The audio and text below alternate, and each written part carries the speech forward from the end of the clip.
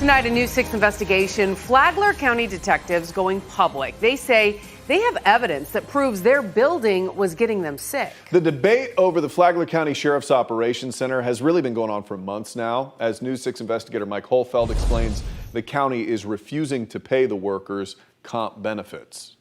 I see it. My body's still in recovery.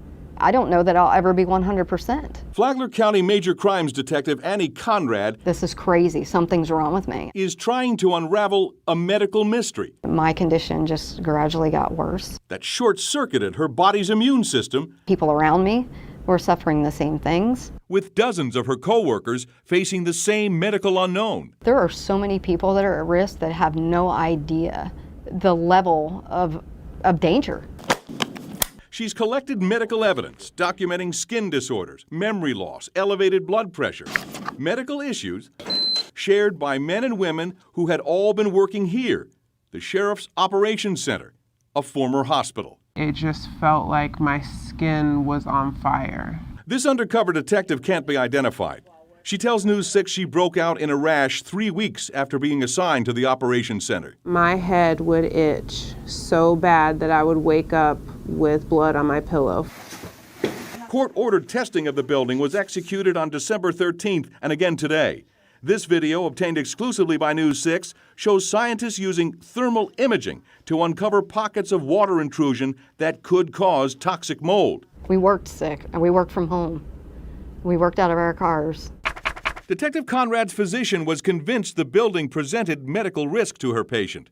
Quote, she would be reinfected if she were again placed in the building. Flagler Sheriff Rick Staley agreed, relocating the entire staff months ago. Staley saying employees should not have to live in fear of their workplace, causing them long-term illnesses. This case, we feel, has the potential to change Florida law. Maitland attorney Jeff Bickler says the issue comes down to the county's refusal to provide workers' comp coverage and basic medical care. The county finding no clear and convincing evidence that the work performed was the major contributing cause of illness. For the county to simply deny responsibility and say, well, there's really nothing wrong with you, that's just not going to cut it. You know, this isn't just a paycheck to us. We didn't take a whole bag of medication to go to work because we want to fake sick. Sheriff's deputies have been relocated to the county courthouse. They're telling me some have improved, but some are still having medical issues. Is the building behind the illnesses? We should have some answers in a few weeks. From the newsroom, Mike Holfeld, News 6. Now, we did reach out to the county's attorney for comment. We have not received a response. But I do want to move on to a more serious topic because for years, Ann suffered from mysterious symptoms and unexplained health conditions that her doctors were puzzled by. The cause for her illnesses, they were unknown until one specialist discovered something that is almost too hard to believe. In a doctor's exclusive, this is Ann's story. My name is Ann. I started modeling around the age 15. I did some commercials, I did some print ads. I had one breast larger than the other though. And when I was 20, I ended up getting breast implants. I loved them, but I had no idea of this nightmare that was coming. Within 6 months of getting the saline breast implants, I started getting these strange headaches. It felt like water was sitting on top of my brain. Then I started getting upper respiratory infection. My joints were starting to swell. My vision was starting to act up. At first, I thought she was crazy. Then she saw doctor after doctor after doctor, and nobody could figure out why she was going through this stage. I have liver pain, my stomach hurts all the time, my boob hurts, my left breast is bigger than the right again. Then I started getting cysts on my ovaries, and they ended up doing a complete hysterectomy on me, and then my voice just went. She couldn't talk. She'd write down whatever she wanted to say. To see her go from 100% to laying flat on her back, just miserable. And it's just heartbreaking. I was hugging my children and loving on them as much as I could because I really thought I wouldn't be here anymore. When I woke up to do my self-exam, I couldn't find my implant. I go to my mammogram and she says, I can confirm it's ruptured. I had mold on the inside of my implants as well as the outside, including some of my breast tissue. Mold dumped into my body when the implant ruptured, going throughout my entire system. This had to be what was wrong with me, because if it wasn't, I was going to die.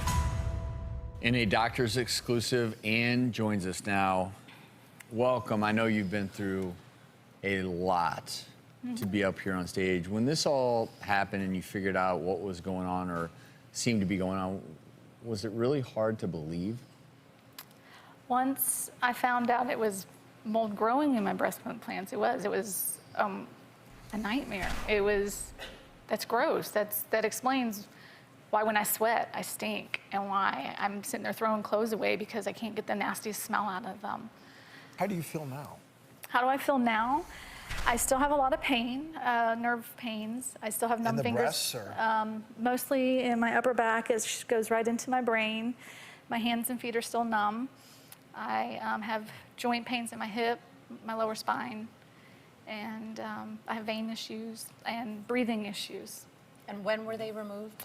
2 years ago, October 31st. So, I mean, Drew, I have a question. We have these implants. This is one side, this is the other side.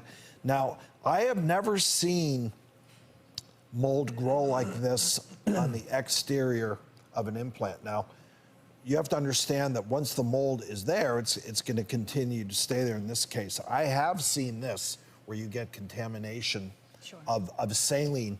We fill these in surgery. There's a valve system.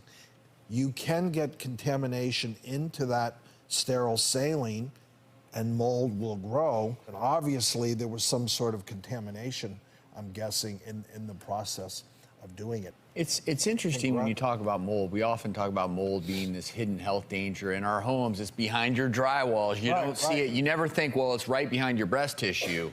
So this is such a unique story, quite frankly, one I had never heard of.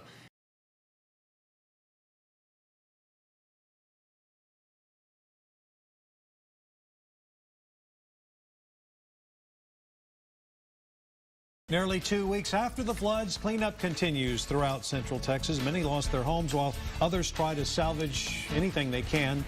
Good evening. I'm Robert Hadlock. And I'm Leslie Rohde. As people are cleaning up still, many are complaining of health problems related to mold. We spoke with one man forced to wear a mask because of the smell.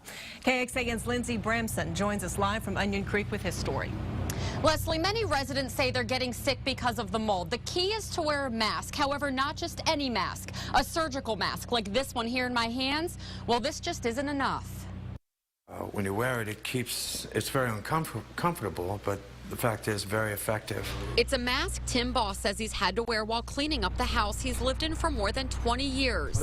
After the recent storms, he had mold everywhere. The smell, he says, was unbearable, even with multiple fans running. Just coming in for a few hours, it was just amazing. People were throwing up. I was throwing up. Everything was covered in mold. As you can see, we've trimmed out the walls here. So just how bad are these conditions for your health, and what can you do to protect yourself? I went to the health department for answers. After a situation like this, expect that, if there's any porous materials that have been exposed to the water for over 48 hours, then there's going to be that contamination with mold. Dr. Phil Wong with the Austin Travis County Health Department says it's very important to protect yourself while inside your home. That includes wearing eye protection, a special N95 face mask, and gloves. Some people who are just sensitive to mold, might get things like stuffy nose, eye irritation, skin irritation, perhaps wheezing. It was just terrible. You walk in. I found out dog food combined with lots of water can create the most horrible smell. And Dr. Wong says it's also very important to throw anything away that's been in contact with those flood waters. Tonight, reporting live in Southeast Austin, Lindsey Bramson, KXAN News. Austin 311 tells us they continue to receive calls from people with their own health concerns. Tonight at 6 o'clock, we told you that if you purchased any artificial floral arrangements from Michael's Craft Store over the holidays, you might have toxic mold in your home. Now, mold experts explain just what that means. Here's what we know. The Consumer Product Safety Commission recalled Ashland artificial poinsettias in cardboard holiday boxes from the craft store today. The recall also includes holiday wreaths. We got a complete list of product numbers and instructions on what to do if you have one at NBCMontana.com. The mold in question is aspergillus, and it's linked to a number of respiratory illnesses. So what can you do if it enters your home?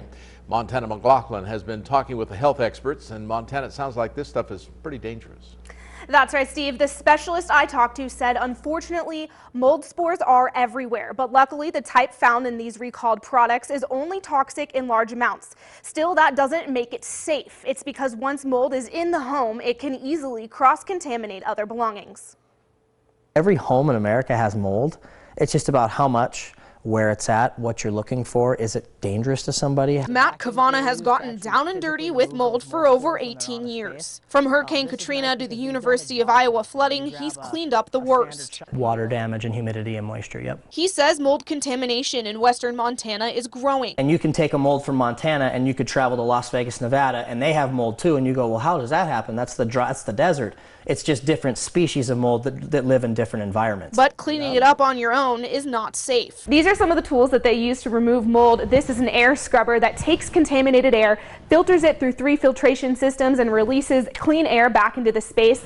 And this is a media blaster, which will spray anything from soda to sand onto a contaminated area to physically remove the mold from any space. Spaces like attics, crawl spaces, or anywhere water flows. Then you'll see that they vent right up into the attic space. Well, that's great for the bathroom space, but then the attic space is getting that abundance of moisture stuck up there. And cleanup is a process. So one of the first things we want to do is dry the space out.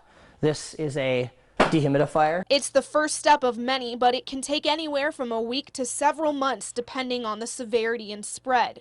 Todd Sieb, a Missoula County environmental health specialist, says many things can contribute to mold growth, but only one is controllable. What you can control is moisture. So in your home, you can vent your bathroom, keep your relative humidity below 60%. And doing that can prevent any respiratory issues mold can cause. We don't think it's as important to identify exactly which species that is as much as it is to limit your exposure to all of those molds. A simple test halting a serious risk.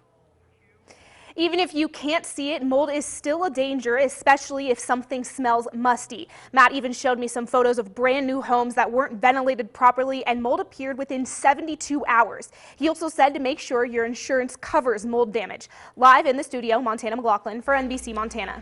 Thank you, Montana.